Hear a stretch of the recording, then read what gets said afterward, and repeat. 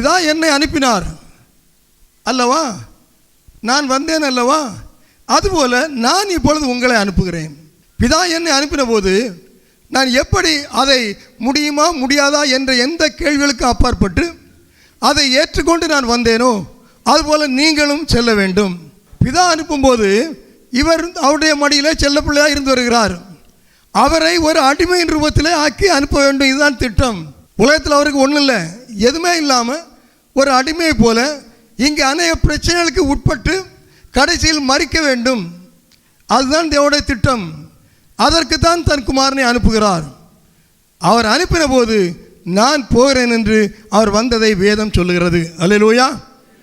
அப்போ நான் பிதா என்னை அனுப்புறது போல நான் உங்களை அனுப்புகிறேன் என்று சொன்னால் அதுக்கு அர்த்தம் என்ன? நான் உங்களை அனுப்பும்போது உங்களை ஒரு ராஜகுமாரனை போல அலங்கரித்து வலம் வர வைப்பேன் என்று அதுக்கு அர்த்தம். கவனிச்சுடுங்க, ஆவியான உங்களோடு பேசுவாராக.